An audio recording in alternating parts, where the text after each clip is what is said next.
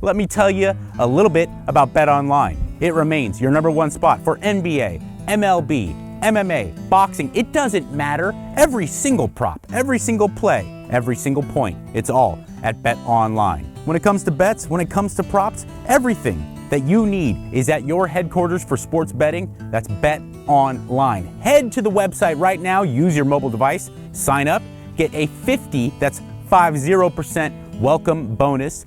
Don't forget to use the promo code BLEAV, that's Believe, to get yourself a 50% welcome bonus. Come on, there's no need to hesitate. BetOnline, where the game starts.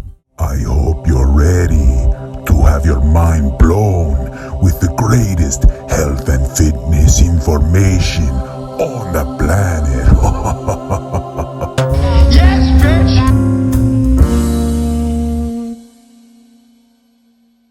On that note, welcome to the Mikey Likes You podcast. I am Mikey, who likes you. Are you who is liked? First and foremost, thank you to everybody who helps make this show happen. Giorgio, my man behind the cameras here, and BetOnline, and all my patrons. And my guest today is a man that I have known for some time now. He is a wealth of knowledge amongst the kind of annals of health and fitness and living a healthier life, which is something that kind of gets overlooked for you folks out there, myself included, who get so obsessive about performance and about the way that you look.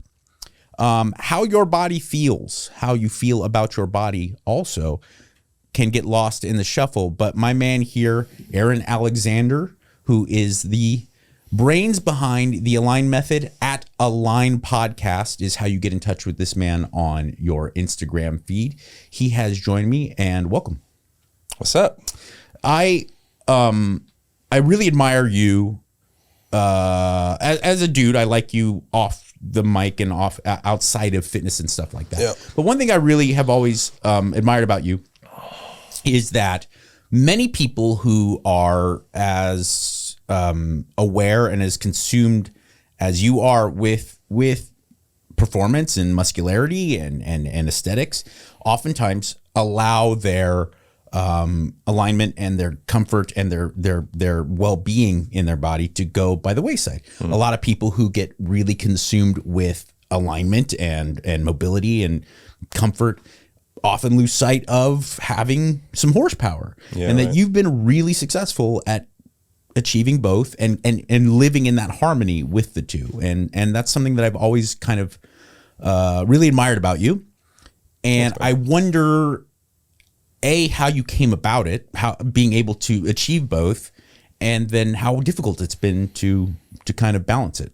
I don't think that it's that difficult. And I also think that I have a sensation of being very much like a perennial student in everything. And so I think that that's something that would be like a personality type in a way of actually enjoying being shitty at things and slowly building yourself up from that point of being like, I don't know anything, and just going into any room and being with anybody and seeing like, what can I learn from that person? I think oftentimes what happens with folks in the realm of anything, but including fitness, is we'll end up pigeonholing ourselves into one specific modality of movement. Typically it's because we have some proficiency towards that.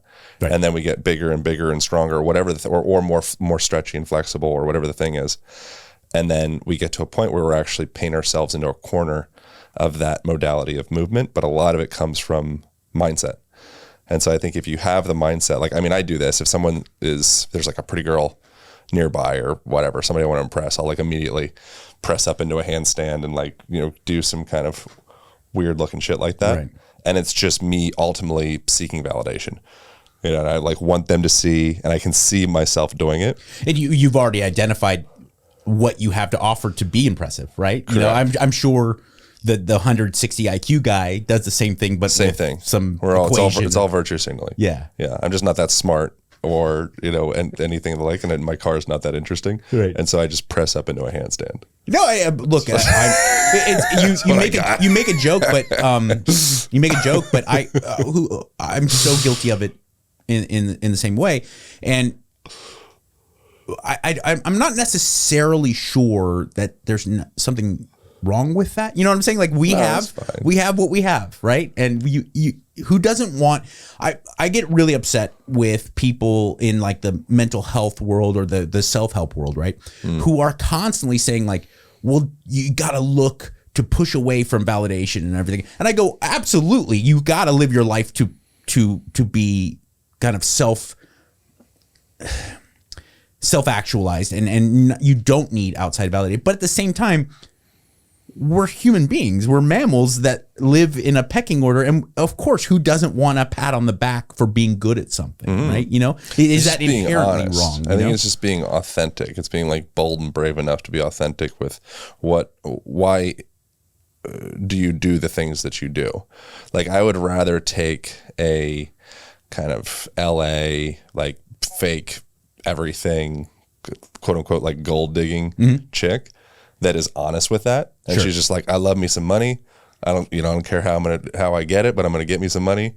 And I'm like, she's just honest with that. Yeah. I would take that person to hang out with in a room over like the pretentious kind of artificial new age spiritual person. When you know it's a facade. When you know it's a facade. Yeah. And they're like, they're using spirituality as like this guise or facade, almost like a form of like elitism in a way, you know, but ultimately underneath that is probably a person that once again is just seeking validation. Right. So I think honesty is the big thing. If you can find a way to actually be like, you can observe the game that you're playing and you can comment on the game as you're playing it. Right. I think that's very different than just being kind of like lost in the game and just being like a piece on the board. Sure. And I think that's a great point. The authenticity of it is really paramount, right? And I was talking about this, I think in a past episode with Giorgio about how like the generation beneath you, because I think I'm one generation ahead of you, but like the 20s and early 30s. How old are you? I'm 40. I'll be 45 in a couple months. Stem cells?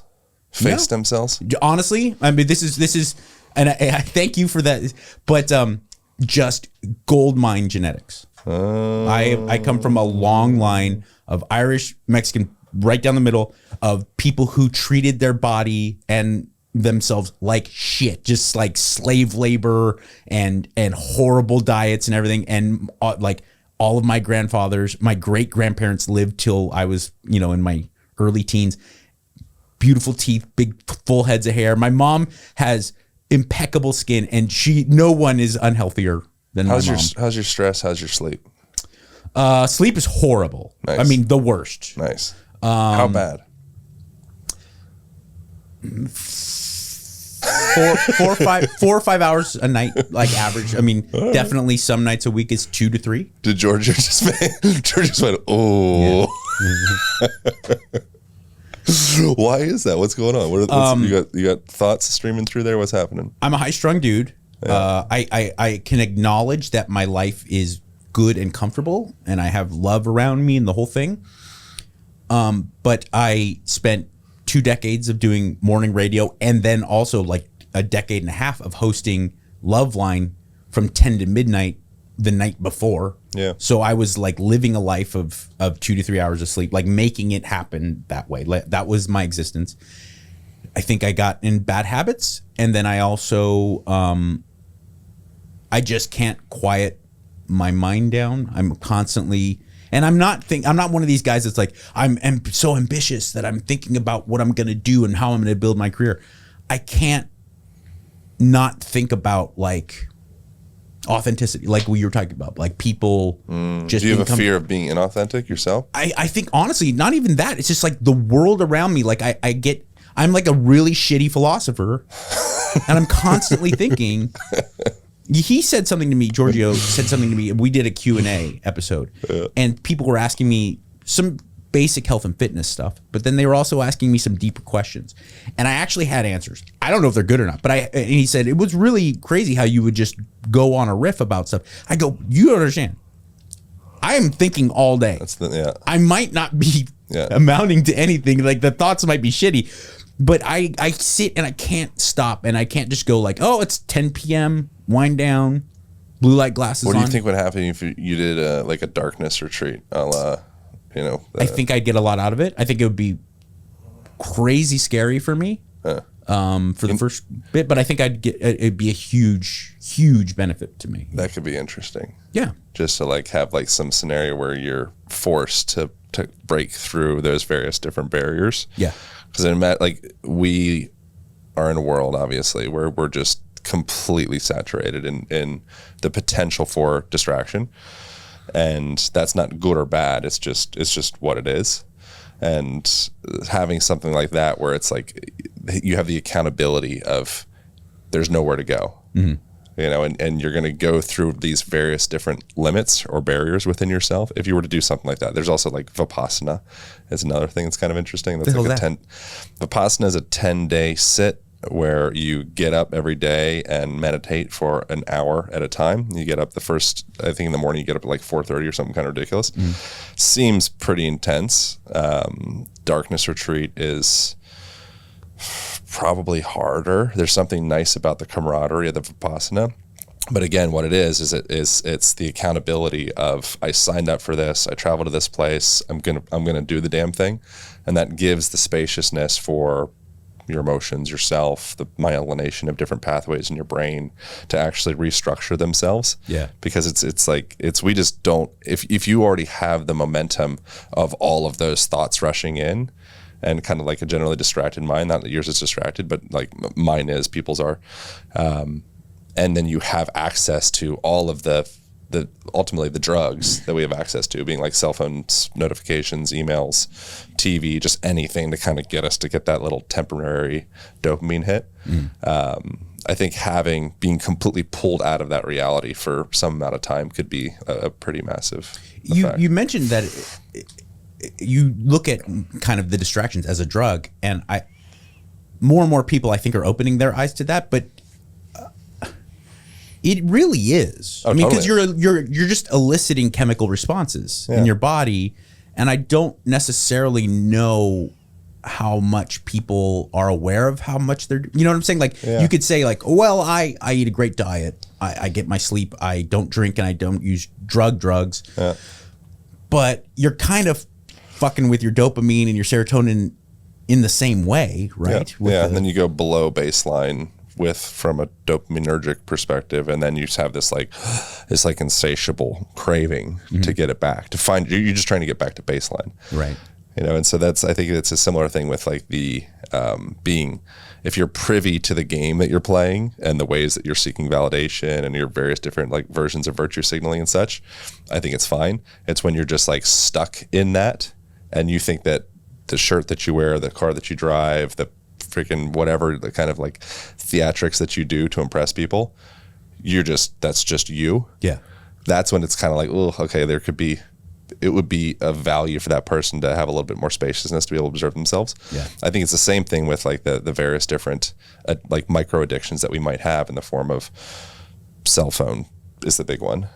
You know, it's like any time in this day and age, there's really no. I was watching Donnie Brasco recently, and Donnie was in the car waiting for them to whack some mob boss guy, and he was in the car and he didn't have a cell phone at that time because there weren't cell phones, and in the scene he's just sitting in the car waiting for murder to happen. Yeah, that would never happen today. No. It would never like there's no space in modern culture because every person has a cell phone. There's no space for a person to exercise that muscle within themselves of just like introspection or reflection. It doesn't exist anymore. It's dangerous. You bring up a very good point. I became painfully aware of it about 3 or 4 years ago, and I went to get my wife's car washed. I will typically wash my own car, but my wife wanted to get like a nice car wash, so I took it to the car wash. And while I'm doing that, I'm sitting there waiting for the car to be done, right? So, of course, like anyone, I'm like, it's good. Yeah.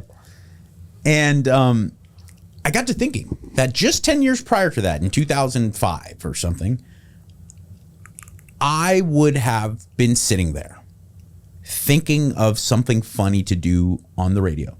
I would have come up with ideas. They might be shitty ideas, but what would I have been doing if I were to be stuck in that? If I was waiting at the dentist's office, if I was waiting to just kill time, I would have been alone with my thoughts. And that was the time when I would come up with these silly little ideas. That was my way that I put food on the table. Yeah. And I completely forego that now because I'm seeing what, the Tucker Carlson saying about. But you could still curate what you have on your phone. So I think that's kind of the thing within that. Like there's like that would be something that could be of value for some folks to go through and maybe do like a Instagram purge. If there is a bunch of bullshit that's actually putting shit in, you're gonna get mine is out. All boner feed. It's my Instagram feed is MMA fighters, comics, and chicks with giant asses who squat in Lululemon. That is it. That is it. No, mine's about the same. That's why it's do as I say, not as I do.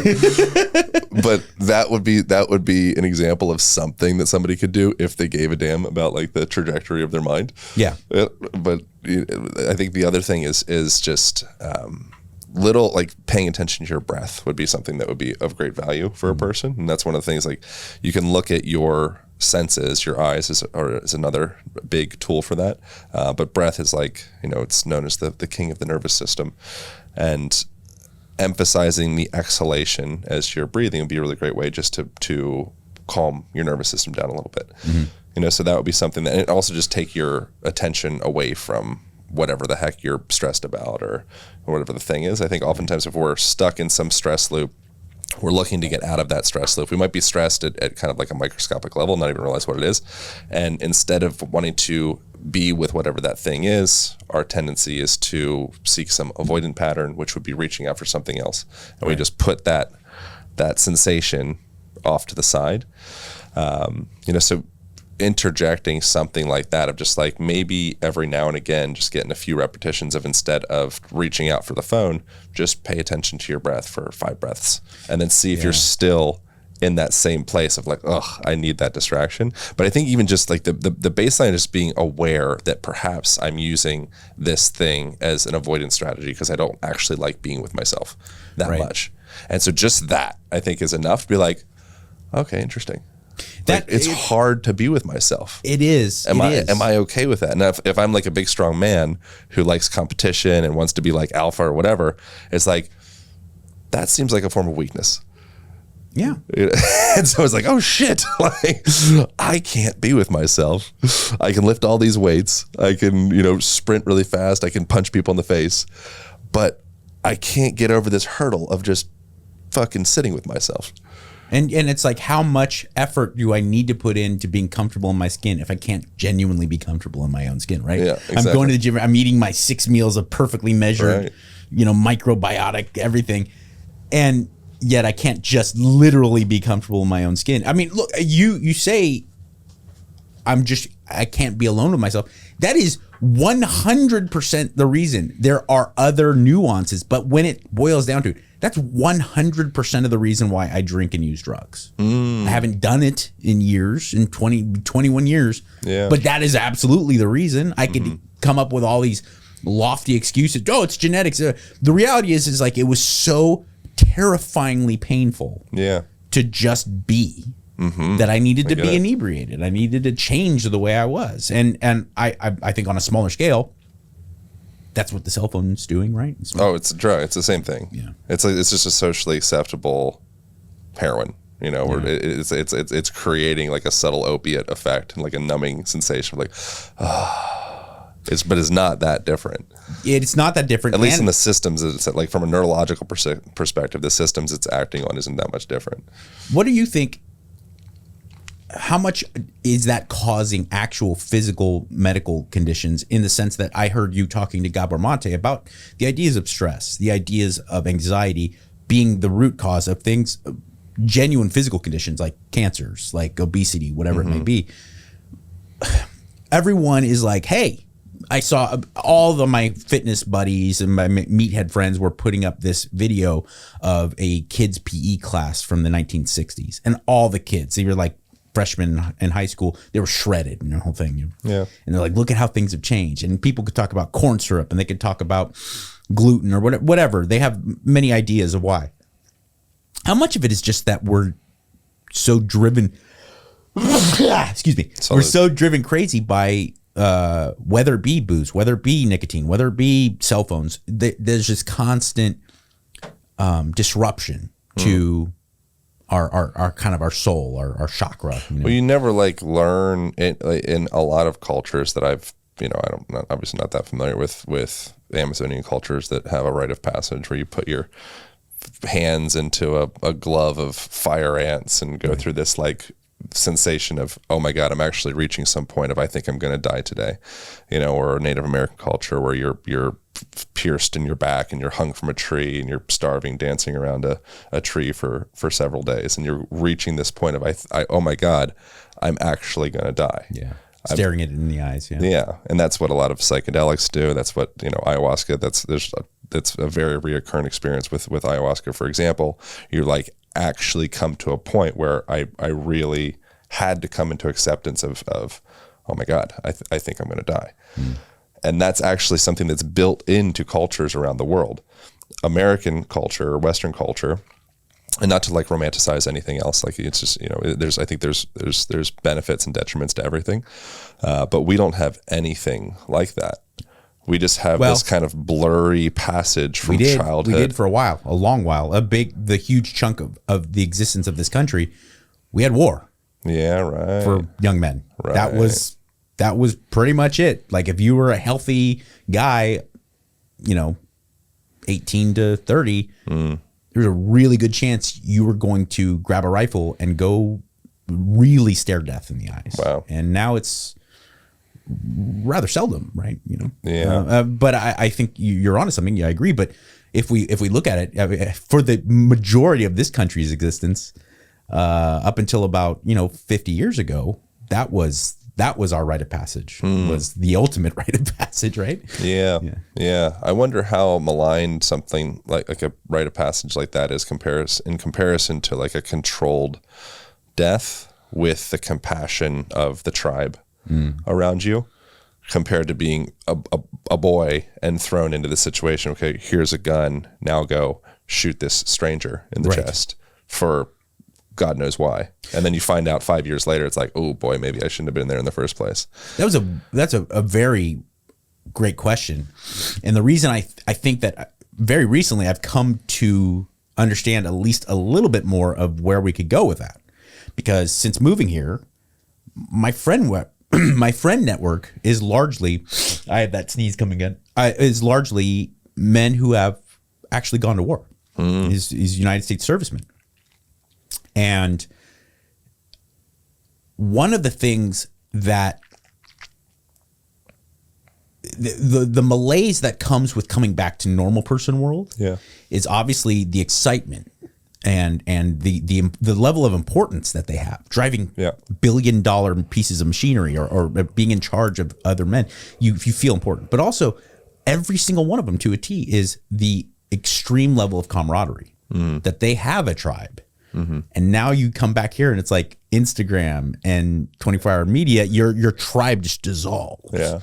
So that's the gnarliest thing on health is loneliness. Yeah. A feeling of disconnection, a feeling of purposelessness. That's the gnarliest. Lack of connection is very, because purposelessness, I think, is that's your own cross to bear. Because no one can help you find your purpose in life. But the community helps to bolster that. Right. So when you're in some nuclear space, like nuclear household, and you're in your apartment alone, and maybe you do or don't have a girlfriend, I think most, it seems like the trajectory of that is more sexless people and less like deep, committed, meaningful relationships, which is just, I think, a product of the insular nature of the trajectory of modern culture. Because if you didn't have the phone, and I'm not mad at the phone, I love the phone, but if you didn't have the phone, you would be in a public situation and you'd be like looking around, you're like, I guess I ought to either leave or talk to somebody. Yeah, better figure out some way to do this. Yeah. Right? Whereas here we have the safety cloak of I'm busy, I'm important, people love me. I want people to. I know this because this is what I do. I think it's very natural. You'll take your phone out because you're feeling kind of like awkward. You're like, I don't know what to say. I don't know what to do.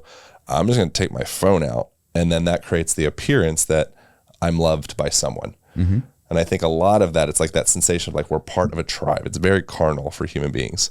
And so now we have that avoidance strategy to come out and be like, okay, cool, I'm going to be distracted by this thing. What if we strip that away? Suddenly we'd have this new constraint on our lives, and that constraint would lead us into connecting with people at a more deeper level. But that's like across the board. You know, there's the research from, it was like Harvard or somewhere pretty like high level like that. But the suggestion was that loneliness is comparable to smoking like 18 cigarettes a day. You know, it's one of the things that, I mean, I've experienced quite a bit of loneliness in my life as well. And it's just like a sensation of everything just kind of, it just goes gray, you know? It's like you don't really have the motivation to train or work out or get a job or anything, but having the connection and the accountability of a group of people that actually care about you, I think that's like the undercurrent that drives people to really want to be here. That's I feel, again, I'm qualified to make these proclamations 0%, but I do feel like that is the rub. That is the whole point of why we have conflict internally, is that we as human beings, as animals, we have a deep need for connection and a deep need for authenticity. And we'll sacrifice one or the other to get, we play this game where it's like on a major level and on a micro level, like I'm sacrificing my authenticity by going to see the shitty movie that I don't want to see because I want to make my wife happy and I want to feel connected. Yeah. Or on a major level, you do it where it's like, I'll sacrifice my connection to the world around me because I'm going to work 80 hours a week so that I could feel good about myself, because that's what I want. That's what I want for me. Yeah. And it's like that ego, the authenticity that drives us, but we also have an undeniable need for connection, you know, and it gets so hard. Like if you're a part of a farming community in, the backwoods of Colombia, it's really easy because you have a lot of authenticity. I know I'm going to wake up this morning and I'm going to go get some corn and then I'm going to go kill a buffalo, and the end. Yeah. That's authentic to me. And I have all this connection, and it just kind of exists naturally you don't have to, but man, in 330 million people in America with lots of money and lots of industry and lots of ambition and lots of cell phones and lots of media, you know what I'm saying? It all becomes weird. You know, it gets watered down. There's also something that's kind of, this is like a little bit more out there, but also even the shape of modern culture creates more separation. You know, so like the comparison, I was watching the Dan Buettner Living to 100 or whatever the Netflix show is. What do you know what it's called? Is it based on the Blue Zones? Blue Zone thing. I was actually happened to be watching it in a hyperbaric oxygen chamber, which was very nice. That was. Who amongst us was like, I'm doing it. Yeah, so I think most people watching it were. I was a moment. I was like, this is good. But in that, one of the things that they were talking about, which is something that I've been enamored by for a while, is just the value of getting down onto the ground, allowing yourself to, but I'm saying this from actually a social perspective, but being on the ground, cultures that spend time on the ground, they have minimal to no incidence of osteoarthritis in their hips and their knees, pelvic floor dysfunctions diminish greatly. Like that's like a really crazy thing in the modern world that we're living in. The adult diaper industry is exceeding that of the baby diaper industry. Like we're not able to maintain continence. It's like a mechanical issue. That's not just like humans start to piss themselves. Similar thing with osteoarthritis or any kind of arthritis for that matter. But a big part of that as well, as they were talking about how they eat on the floor and they get up and down off the ground all the time. It like keeps them young. It's also the furniture that they're using is making them naturally more playful and more connected with each other. So now if you go into most houses, it would be a big square table and then chairs that are around that table. Right. So there's always, and then you get your individual plate. If you go to Morocco, you'll eat out of this big tagine, and you'll eat this big pot of bread, and everyone's reaching into the same tagine. You just say reaching into the taint? That happened. That's what I meant. think that happened. Yeah, they're reaching the same taint. Same thing in And they're sitting like you. I mean, essentially, right? Around the. Yeah, I do this because it's more comfortable. I also have circulation issues, so I have varicose veins in my right leg, and so I'm like a canary in the coal mine for circulation issues. Everybody has circulation issues to some degree. Extent, yeah. It's like the way that you circulate lymphatic fluid is through muscular contraction.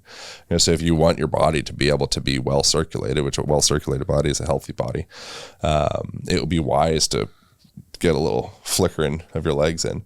Or just put them closer to your heart like this is also creating a little bit of compression, so by stretching, going different directions, that's also, it's decongesting my joints and decongesting my cells. So cultures that just naturally passively live in such a way that happens to be healing to their bodies and also happens to bridge more playful dynamic relationships between each other. There's medicine baked into that. And it's kind of you have to like look at it and extract, because it's like more of like a shotgun. It's like this sandwich. It's this layering of like, oh my God, they're doing all the things. Oh, and they're exposed to natural sunlight. So they're getting full spectrum sunlight.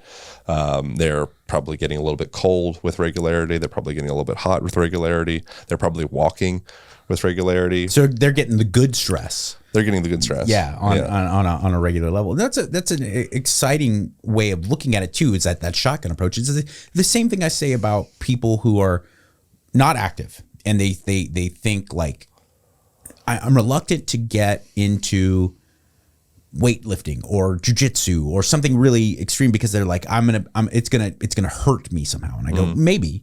But the reality is like, if you start lifting weights, you're going to start wanting to eat better because you're going to want to recover to get back and do it again. Yeah. If you're going to start being more conscious. If you're doing jujitsu, you're going to be more conscious about going to sleep on time. You're going to be maybe having something that's a little bit more sustained energy. And you start to respect yourself. Right. There's that level. And that's a very good point. I'm glad you said that. I've had recently this kind of internal dialogue about the difference between self-esteem and self-respect. Mm-hmm. And I'm working on developing better self-esteem.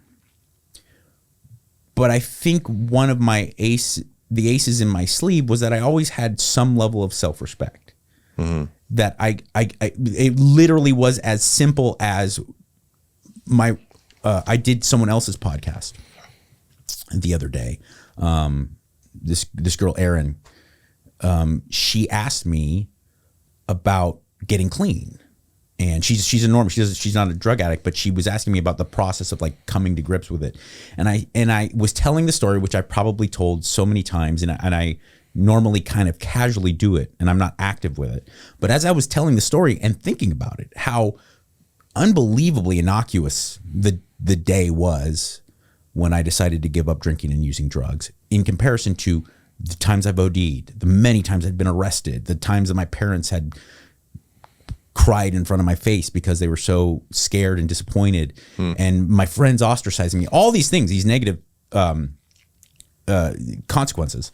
The day I stopped, I was by myself in a shitty motel, smoking rocks, and I just looked at myself in the mirror, and I can't really remember it without seeing it like almost like in closed circuit camera.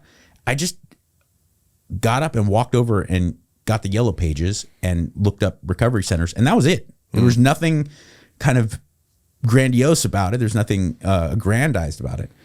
And I think that there was just that last suffering part of me that had some level of self-respect. Like, what are you doing to yourself? No one's forcing you to fucking commit suicide on an installment plan. And I may not have had the best self-esteem, but I had enough self-respect to say, like, this is terrible. You're destroying your own life. And there is a slight difference, right, with self-respect and self-esteem, because you might not develop self-esteem. I don't know how to do it. But one thing I can tell you is if you consistently start exercising or taking care of yourself or engaging in competition or doing things voluntarily that are a bit uncomfortable and getting better at them, you start to respect yourself more. What's the earliest in your life that you remember lacking self-esteem? Grammar school, stuff like that. Yeah, just and not as per. It's not Cry Me a River because I know some people are so paralyzed by it they literally can't go out in public. Yeah, you do the opposite. I remember being like 4th grade ish and kids studying and paying attention in class and having the feeling of like, well, why would I try? Like, what's the point of me even paying attention to the teacher? Because I'm not going to be a successful anything. Right. Like, so That's why grades are a motherfucker. Right. At a very young age, I was like, I'm not going to be and being in sports. And I was always a good athlete. I was never good enough to like think that I would be a professional athlete, but I was always varsity athlete in many sports the whole time. But I actively remember like around that age, 9, 10, 11, where I was like, well, why try really hard? I'm not going to exert myself because I'm not going to be good. Yeah. Like that level of acknowledgement of self-esteem is probably about that. Would it seem like arrogant to feel more confident to you, or to feel like what would that be like? Because obviously you exude a ton of confidence, and you're like, very attractive dude. Like you're well put together. You're symmetrical. You speak very well. Like you're a successful person. You got a hot wife. Like you're like doing all the things. So on paper, objectively speaking, there's absolutely no reason for you to lack any self-esteem or confidence. So I wonder for you, like, is that quote unquote lack of self-esteem, is it adaptive to you somehow? Like, is it serving something? Is it a tool in some way? Yes, there's a safety in feeling like, well, if I don't really try, then you can't get fail. Disappointed when I fail. Yeah, right. And I think that's why martial arts has been so, and pumping iron has been so important to me, is because it's something that I did and still frequently do fail at, and I still keep coming back. Yeah, and it's really the only thing. Like I and radio, and broadcasting. Yeah, I was so shitty. Like I was so shitty. Yeah, and I just never stopped. I think this is one of those. Have you messed with psychedelics much at all? Not since I got clean. No, I mean I did. Right. I did when I was using, but I did it in such a way that it wasn't. There was no benefit. Like I would eat sheets of acid. Yeah. Like I would eat. Yeah, it's different. I would eat a half ounce of mushrooms, no sweat. I think like psilocybin or ketamine or ayahuasca are well, ayahuasca is not really studied, but you can talk about ketamine and psilocybin because it's studied in Johns Hopkins, and Huberman and folks are like now quite into it, and MDMA as well. So now it's okay to talk about it. It wasn't okay to talk about 5 years ago, but now we can talk about it, and it's like it's weird. It's normal. Yeah, it's weird how that it's really genuinely it's so strange. Funny. Like you were a fucking kook that belonged behind bars if you just mentioned value to mushrooms. That's the nature of evolution, man. If you're not talking about something that's minority, you're probably not that interesting. You're probably like you're not on the edge. You know what bothers me though? Sometimes it's not always that. But if there's something that's just completely broadly accepted, it's probably history. Yeah. Yeah. But you know what bothers me though? What? Is that there's no fucking mea culpa. There's no apology. No. With this alien stuff, like no one's telling Tom DeLonge, yeah, we're really sorry that we made fun of you for the last decade because or COVID's when you're the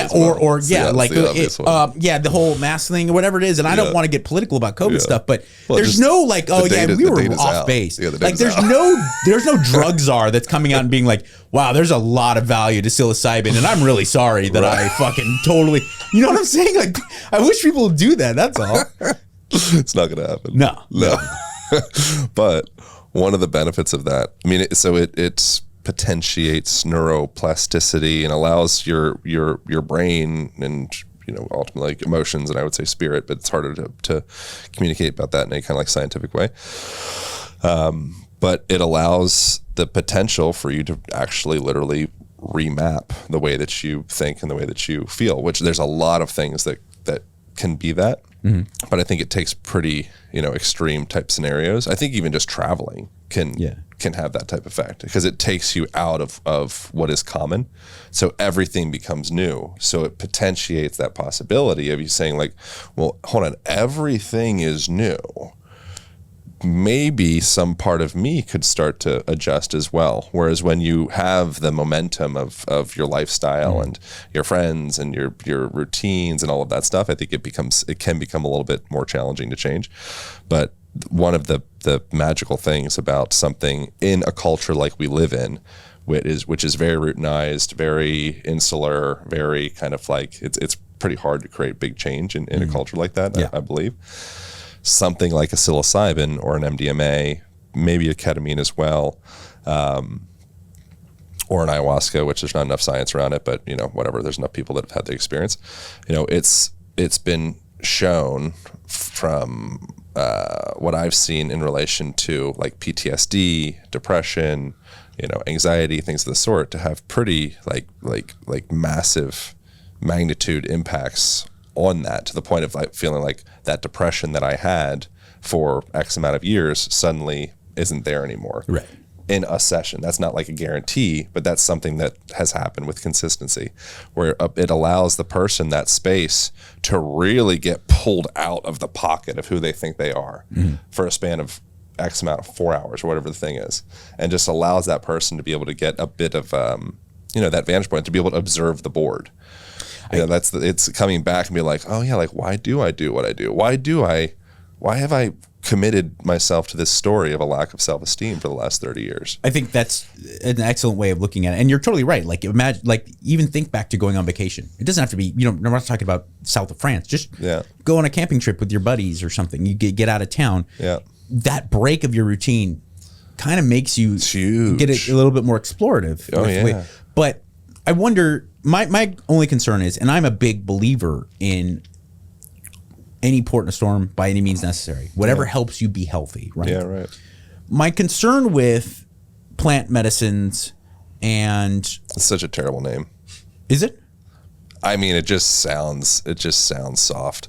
I just want to medicine. I like my eyes roll. What are the undeniably effective stuff? Like I'm seeing a lot of great stuff with cannabis. I'm seeing a lot of great stuff with psilocybin. I'm seeing a lot of stuff. All the ayahuasca. Yeah.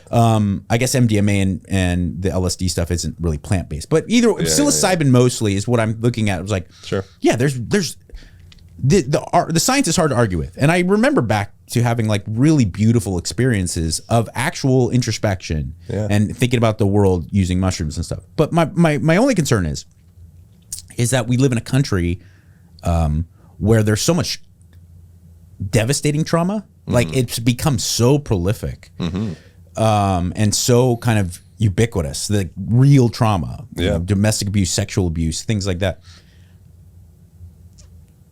I worry that it's like rearranging. You're like taking the cat out of the bag. Well, you're rearranging the deck chairs on the Titanic, where it's like, sure, you go down to to Peru and do your ayahuasca.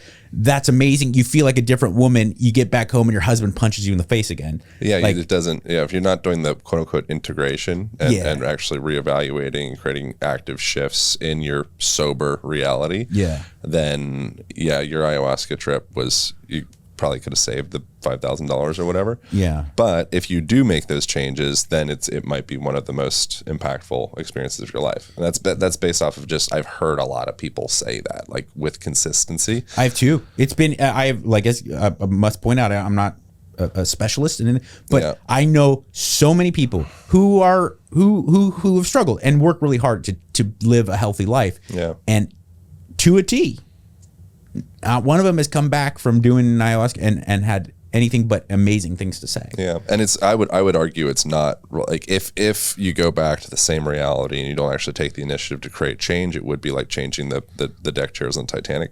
But the experience of that would be like you're starting to address like the ocean that the Titanic sits on. Mm-hmm. Like it goes into deeper levels than what most people have the capacity to even verbalize, and it's something that it's like what's really happening at a deep mental, emotional, psycho-spiritual level. Like there are parts where there was a good chunk of your life that you lived pre-verbally, like you didn't have language. What could have manifested during that time frame? Your parents could have been abusive. You could have lived in war-torn somewhere, and you just didn't even have words for that time frame. So is there a chance that there's some ineffable stuff floating around within your adult body? Like probably.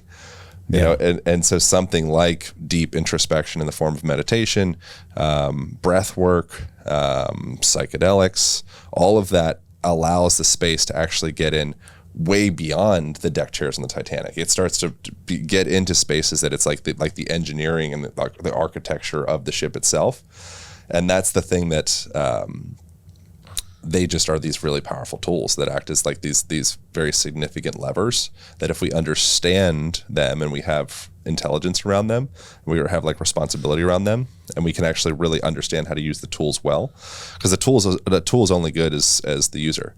And so if you just have a bunch of ignorant people with, you know, a sheet of acid on their hands, you know, it's like that might go very different than actually going to a ketamine clinic or an MDMA clinic or a psilocybin clinic, right? Or going to see some shamans that have been doing this since they were like little kids, and it's been like this ancestral thing that's passed down and passed down and passed down.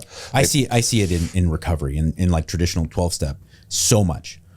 Kind of that exact same thing you just said, but in a different way, where I'll meet this 18-year-old kid, go out to coffee after a meeting or something, and it's like, and next time I see him, he's like, I'm trying, I've been reading the big book, I've been doing my thing, you know, I don't want to talk too much about the actual 12 steps, but you know, I'm doing my thing, I'm talking to my sponsor, blah, blah, blah.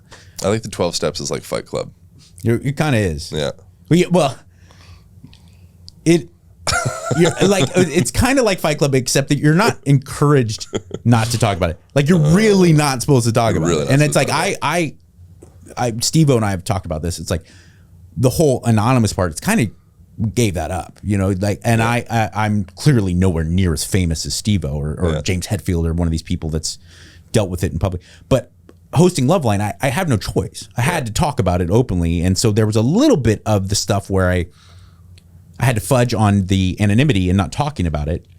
But at the same time, like the X's and O's, I'm very wary of talking about it. But either way, I'd see these kids, young guys, and they're doing it. They're doing the damn thing. And sure enough, a lot of times it would be like an ethnic or a cultural thing, but they go back to their like tough guy home life. Sure. And their uncle or their dad's like, what, you can't have a beer, pussy? Yeah, what the fuck are you talking about? You can't, now you can't drink because you're a wimp? Yeah. And it's like, they could do all the work they want, but they go back to this like kind of toxic environment of trauma, and then it's like it's all kind of for naught. It's like you've started growing a sapling and it's not turned into a tree yet. Yeah. If you put the sapling back into a windy environment, it's not going to be able to hold it. But if the sapling has enough time and space, which is why things take time and space, like the psychedelic itself isn't enough. It's like psychedelic integration phase, travel, like come back a different person if you really want to create change, or commit to some type of periodic thing where you actually create routinization around like, this is what I'm going to do to create change. But I think if a person wants to really create deep change within like their psyche and their self, I think it would take time to come back into that environment and not just have like your little sapling of growth just get blown over by an abusive dad. You're such a real paragon, a really beautiful representation of health. You are, you know, like you're muscular, great physique, but you also you live this really holistic life, and it's not, you know, disingenuous. Like you meditate, you travel, you try new things. You're always you are this representation of it. And I know I fuck up a lot though. I'm addicted to my cell phone for sure. Yeah. Well, look, who no one's perfect, right? Yeah. But it kind of gets at what I was going to is like, you've been very open with me on and off the air that you've had there's been toxicity, there's been trauma in your life, rather profound stuff. And I've had my experience with it. I'm curious from your perspective, can you put the cart before the horse? Meaning, let's say you're out of shape, you want to have a great body, you want to do it, you want to get in shape. How much work has to be done on your spiritual and mental health before you can go out and get to the movement, or how much movement can get done before you even get to the point where you can work on your spiritual mental health? The best way to create change with a person is to start with the environment. So that's the thing where you don't even have to practically be involved. Like hire an assistant just to do some stuff. Like okay, let's open the windows up more often. Yeah. You know, let's maybe I'm going to get a floor cushion in my house and I'm going to do my email freaking porno session on the floor, you know, and I'm going to be like kneeling while I whack off. Yeah. You know, I'm still doing all the same stuff, but at least I'm like mobilizing my knees and my ankles while I'm doing so. And I'm like opening up the pelvic floor and, you know, I'm like, I'm huge loads, bro. Or I'm going to eat on the floor. Maybe, you know, I'm going to eat outside. That'd be kind of romantic and fun. You know, even if I'm single, it's like, I'm like being kind to myself. You know, I'm grounding, which is actually a real thing. Like there's significant research that shows that grounding, taking your shoes off and walking around some grass, ideally, especially around trees or by water, reduces inflation significantly. Right. You know, and it just generally feels good. We're primates. We're primates, we're supposed to be outdoors. Just accept you are animal AF. Yeah. Like just be around a chick giving birth and you're like, oh, this is what this is. Oh, it's crazy. It's monstrously crazy. It's like, oh. I was talking about with Dr. Drew yesterday. I said, I'm pretty tuned in, I thought. Yeah. When that placenta came out, I thought it was going to be like a hockey puck. It was a fucking meat frisbee. Yeah. Whoa. Yeah, it becomes real. You're like, this is what we're doing here. It's gnarly. Yeah. No, that's great advice, man. And I know we got to wrap up, but just like take walks. You know, start like that. You get enough little micro momentum going, and that was like there's like the soleus push up that you've probably heard of, which is like a pretty ridiculous thing. Just the if you're sitting down, so when you're sitting down, you're going to prioritize the soleus over the gastrocnemius. Gastrocnemius is the muscle on top of the soleus, and going through flexing and extending the ankle, and just getting that soleus muscle to engage. You can do it pretty well passively while you're working. That has a significant effect on blood sugar, on metabolism. Like that's like just literally just that. Like that's all you imagine have to do. For the people who are having a hard time thinking about it, think of like a metal drummer playing double bass. Yeah, right. Like you literally just lifting. Yeah, you're just tapping your foot. You know, and then that's just like okay, so the body it asks for so effing little. Yeah. Like it's just while you're sitting, if you just go like that with your foot, will make you so much more metabolically efficient. Mm-hmm. It's like you don't even need to walk. Like, please, fucking for God's sake, go take a walk. Yeah. But like, just go like that. Yeah. It's like, no, not gonna do it. Yeah, it's hard. I think, and so honestly, it's like, what do you expect, man? Not even to be snide about it, but like people need to take into consideration. I always point out, if you look at the animal kingdom, we are not very fast. We are not very strong. We are not very good swimmers. But one thing we are designed to do, the Homo sapien is great at little movement all day long. Yeah, that's what we're supposed to be doing. You know, if you do. So non-exercise activity thermogenesis is the unnecessary term for like fidgeting and wiggling and just making more active choices throughout your day. And you can be burning. It could be even more than this, but based off of like research up to or even more than 2,000 calories extra per day.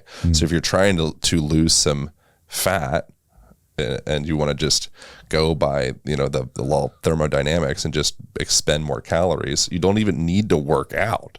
No. And I'm not being like Dave Asprey, like you don't need to work out. Like all you need to do is like buy this gizmo or whatever and everything's gonna be fine. But like you truly don't need to work out if you live an active lifestyle and you watch what you eat, watch your intake, and watch what you eat, and just go outside, like de-inflame yourself. Yeah. You know, so pay attention to what you eat, go outside more regularly, take walks, you put earbud headphones on as opposed to, or like wire headphones on as opposed to like slamming your phone and radiating the side of your brain all day. And like very subtle, simple things. And beat off cross-legged, Sukhasana. If there's one thing we could take away. Hey, dude, honestly, this is a great show. Thank you so much. Yeah, thanks, thank you, dude. I really appreciate it. At Align Podcast on Instagram. What a terrible handle. It really needs to be Aaron Alexander, but it's like some drummer in New York. He has like 400 followers. He won't give me it. Yeah. Bastard. And George Costanza's his dad, Jason Alexander. That's true. Yeah, it's not true. Tough. I just made that up. But fuck. There's another thing. Yes, my wife has to do all these, like, she's Miss Kylie because some, like, the one Bianca Kylie that was fucking out there. They're like, no, fuck you, lady. You're not getting my. Everyone stop. If a celebrity, like a legit, even if they're an asshole, and you're you're not a public person, and they ask you, just give it up. Give them just give that. Give it up. Yes, thank you, Aaron. Always a wealth of information, and I genuinely appreciate you taking the time to do it. And then again, at Align Podcast, and then also the Align Method is the book and the program. Yeah. You should check it out. It's a lot of great, useful information, as you can tell from today's show. Thanks again to Giorgio. Thank you to Bet Online and to all my patrons. And in this crazy mixed up world that makes you think that nobody cares, remember, I do. Be good.